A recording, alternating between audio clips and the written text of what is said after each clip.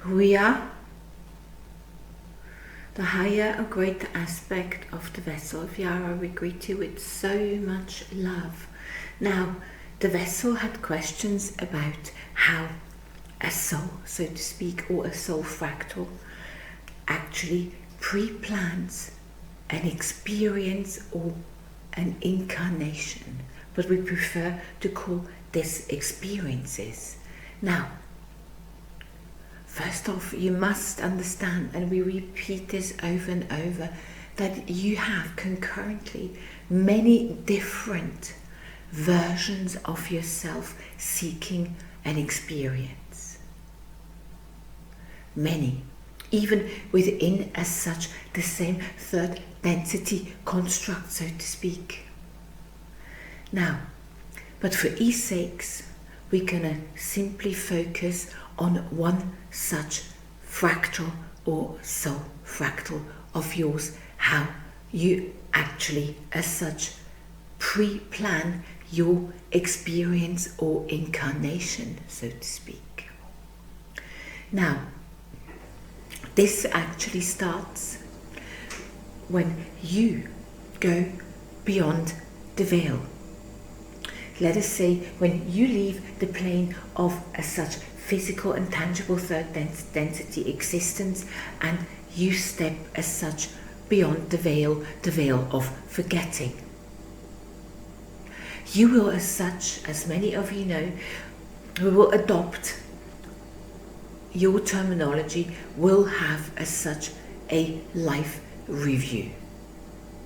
And you often very much embrace the life review, because as such you need to see how and where you have implemented as such your last as such experience, so to speak, because as such there within what you talk your life review, and your life review, once you have stepped over as such the veil of forgetting, and you do not forget, and you have as such the integrality of a, let us say, previous, so to speak, experience, right as such on your fingertips, so to speak, because you do not have a veil of forgetting.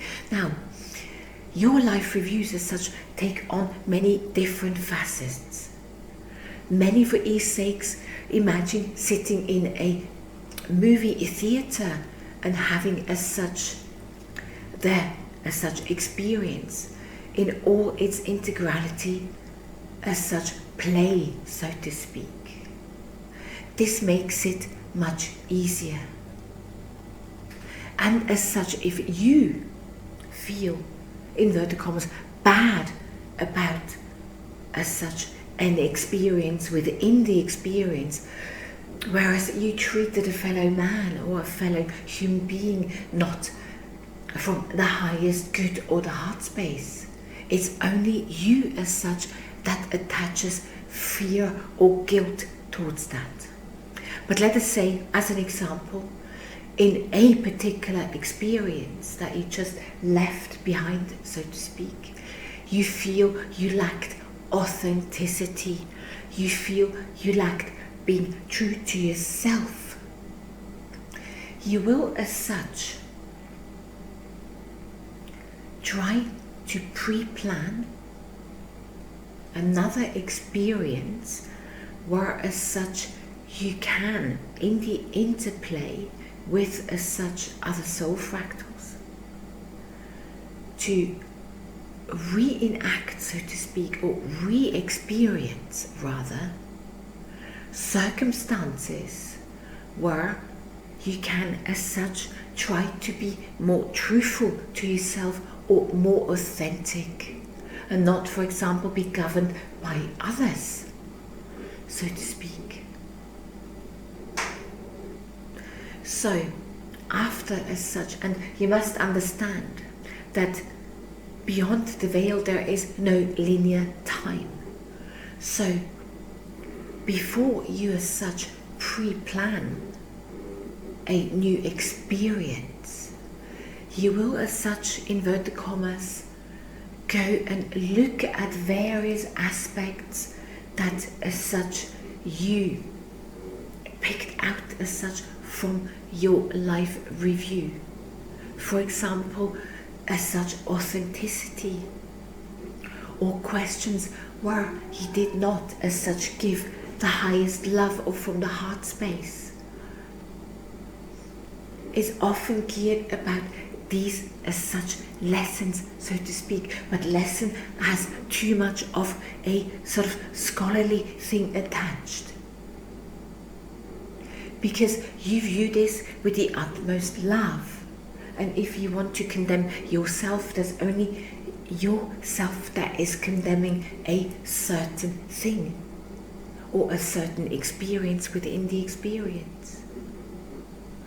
Though as such, once you have, so to speak, sought counsel with your mentors, so to speak, we adopt here now language from your as such construct, that you have prepared yourself, that you have looked at and discussed, so to speak, because you also as such beyond the veil, you have also free will, and you often are looking forward, so to speak, after certain moments within the now beyond the veil, to as such re-immerse yourself within another experience, let us say within your third density construct, so to speak, within this polarized construct. Now, depending if you needed to do some healing, let us fast forward, so to speak, to the moment where you feel as such ready again to seek another experience. Let us say within this particular world of yours, your polarized world. You will as such, with in mind what you want to experience again, and as such, inverted commas, learn or integrate. We prefer the term integration. You will as such, depending on how you want to manifest it, you can go again into movie theatre. And you must understand, as we mentioned over and over again, everything is as such already here. So you can access any type of time quality that is as such in resonance with you or frequency match. And then as such, what you will do, you will, inverted commas, so to speak, like zoom in a particular time quality that resonates with you and that also presents as such a particular or the best possible way for you to integrate as such authenticity or being true to yourself or opening up the heart space. It doesn't matter. These are just mere examples. Now, the important thing is as such, depending what you want to, inverted commas, integrate, you need to look at particular choices of parents. Choices where it resonates, choices where you've been becoming more true to yourself or authentic. So you will, as such, as everything is already here, you will, as such, scan, inverted commas, using your modern day language, scan as such particular frequency matches between particular parents, so to speak, that are already as such on the physical plane. Maybe they are as such soul fractals that you had dealings with before, or that you have had as such a pre-birth agreement. The choices are multifold, you see. It is far more complex, and we try to simplify it as much as we can. Now, as such, let us say you have chosen your preferred set or time quality, so to speak, and have as such chosen, so to speak, a time window to incarnate, so to speak, or as such to touch base already from beyond the veil with your parents. You are as such already tuning in the auric field of your, let us say, future parents. And depending if that is right, you will as such, once you are conceived, inverted commas, be in, let us say, contact with the growing as such fetus, because a fetus as such cannot grow without having consciousness injected into it. Though you will as such be bridging the gap between the two worlds, so to speak, and will as such fully come into as such the physical matter, so to speak, or your physical mantle that is made up as such with the frequency resonance of your DNA, so to speak. That's why you have chosen particular parents, so to speak. It's all to do with frequency matching, there being an energetic resonance with what as such you have chosen. Now, as soon as you draw breath and you are being born, so to speak, you have gradually a veil of forgetting as such descending, so to speak, or veiling. But this is not happening straight away. This is why so many children will remember particular traumatic lifetimes, or will remember different as such lifetimes. But as such, after a certain time, so you can have the fullest of experience as such with the task, so to speak, that you set, for example, to become more authentic, you will have as such the veil of forgetting. So you can as such experience this at its fullest. But you must understand that within your pre-birth planning, you set yourself like an energetic grid or life path. But as you have free will and you take or make different choices, this can as such alter within your as such life experience. So as such can energetically alter what you have set out to do. So within the experience, there are multiple of experiences that you are shaping, because you are as such the creator of it. Though you have as such this energetic grid, so to speak, or framework that you chose before as such, inverted commas, inserting yourself within another experience. But this as such also can be altered. Also, you choose yourself various different exit points, and depending on how much you are staying on what you have chosen pre-birth, what you have planned within this as such grid of or plan, so to speak, and you have as such fulfilled what you have set out to do, you choose a particular exit point. You have various exit points that correspond to particular outcomes that you have as such as well pre-planned, so to speak. Now, this brings us to the end note. Whatever as such what you feel happens upon you, and you shift blame and you say the universe is not dealing with you in a nice way, or God, or whatever, always remember that you have chosen this, and you choose within your choice, as such, within your pre-birth planning. And as such, it will take on a different, let's say, energetic color or vibration depending on your choices. We'd like to leave this transmission at that, so always remember, you are the author of your own, as such, creation or life experiences. You are the creator of that, and depending what choices as such you make, this also alters as such this pre-birth plan, so to speak. Now,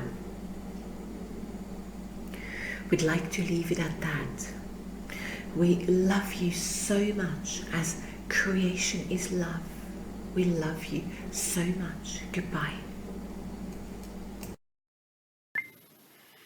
Hey everybody, it's Amanda again. This is part 2 of our collaboration for February 2020. And in this part, we're going to be looking at the pre-life planning.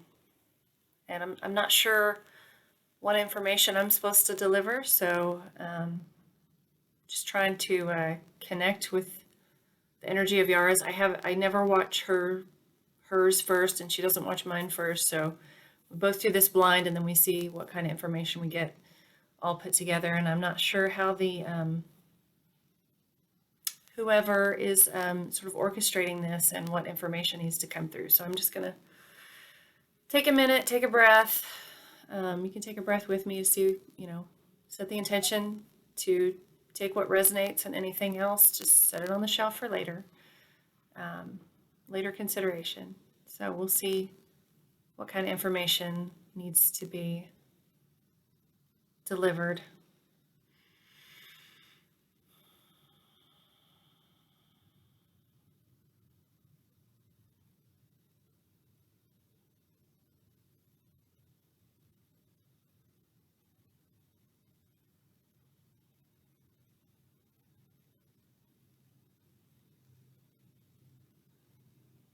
So they're showing me the pre-life planning for one of my lives that I've seen, not this current life, but another. And it's, it's the void. It's black. It's just black. There's not stuff there unless you need something to be there. They're telling me it's really just projections of things and images of ourselves as people and images of guides as people. That's just for our understanding. It's not necessary, but for those of us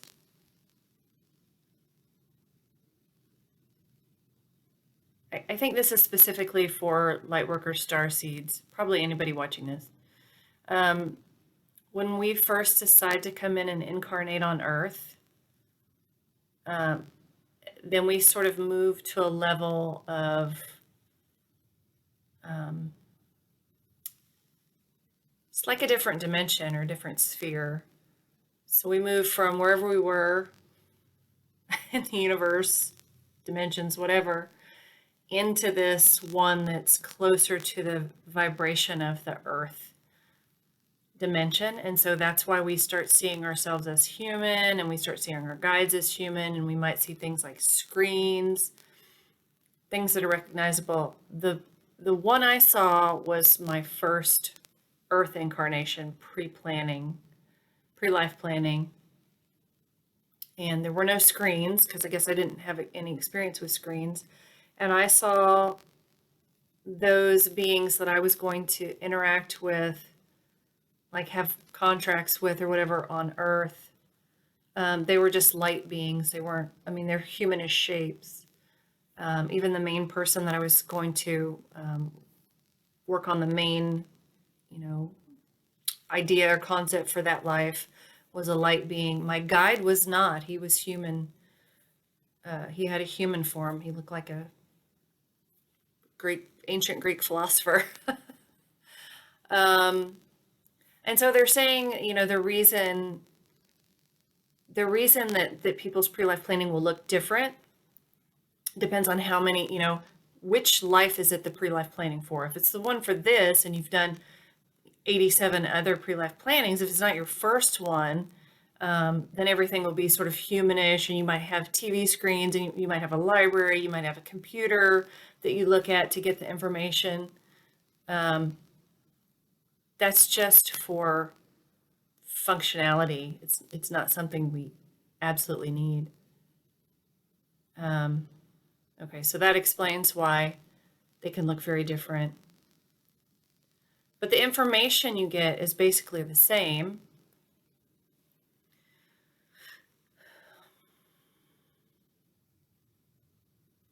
What do you want to explore? It's not even, I almost said learn. What do you want to learn? But it's not so much about learning. It's not that you're incomplete per se, like you're not good enough until you learn this. It's more, how can we expand? What can make us more full as an energy consciousness, as a being? And what can we do here that will help us expand, that will contribute to the all, which is everybody not even in this earth experience, anybody, any being anywhere, the energy everywhere. How can we expand to contribute to this greater, the all, the everything? So it's not about karma as far as like punishment or making up for something you did wrong. It's karma is more like a balancing. You've seen how this went, but you don't know from experience how it felt to be on the receiving end of that. And that's true of everything. I mean, most people think of karma in terms of bad things. If you were a murderer, then you're gonna have to come back and be a murdered person. Well, you don't have to do anything, but you want to. When you're not in the physical, everything's a lot more objective. And you could see that you want the fullness of that experience. Like you didn't get the whole picture. It's kind of like somebody ripping a photo diagonally and handing it to you, and you're like, well, that's very interesting, but I wonder what the rest of it would look like. I wonder what the whole picture would be if I put those both together. Like what would that be like? So that's what we as souls, for lack of a better term, I've been calling us energy consciousnesses. So we're like a type of energy, but we maintain thought. And we maintain like a recording of everything we have experienced ever. And we're connected to everything that's ever happened and everything that ever will happen. So I'm getting a little off topic here. So, pre-life planning. Yeah, it's a big interwoven tapestry with a lot of characters. And you're all going in sort of wanting to experience certain emotions and ways of being. So you all sort of set it up to go in. Of course, once you get here, you can just decide, screw that, I'm not doing any of that. But if you do that, then you come out and you're like, oh man, I blew that opportunity to really learn what that was like. Until you probably just come in again. So, in terms of karma, that's kind of what it looks like. If you blow something, if you decide to exit early, step out early of a life, once you're out, you're like, oh man, I want to go, I didn't get to do it this time. And we set it up so well, and we had all the characters and all the supporting cast, and we had the environment, and we set all this up, and I blew it. I stepped out. So you'll just try again, and you'll look at like, why did I step out? So let's set it up in a different way so that I won't feel like stepping out, and I'll get to experience the full experience of everything. Now they want me to talk about those people that do step out early. there could be, families and good friends of those people, in addition to the grief that you just don't get to experience them in your life anymore, is the sort of subconscious grief that you all can't complete the whole, mission, so to speak, the whole goal that you came in for. It's kind of like a sadness for everyone around that too. Didn't get to finish is a common feeling.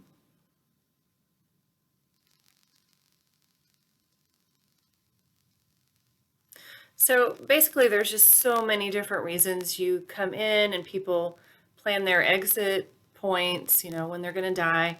And it's all based on what others in the group that have agreed to do certain things. You're sort of weaving in and out with each other. So there's different people come in and they're here, and then they exit, and then these people have, and then you're supposed to do something else. So they're saying, don't grieve so much when people step out. Think of what you learned from interacting with them. Think to yourself, if I had planned all this, and they had planned to leave at this time, and they had planned to die of cancer, or they had planned to, commit suicide. I don't think that's normally a plan. I feel like that's a pretty rare thing to plan a suicide to happen at a certain time. But I'm not going to get into that. Think of if you all had planned that, like what did that bring to you that you can use from here on out?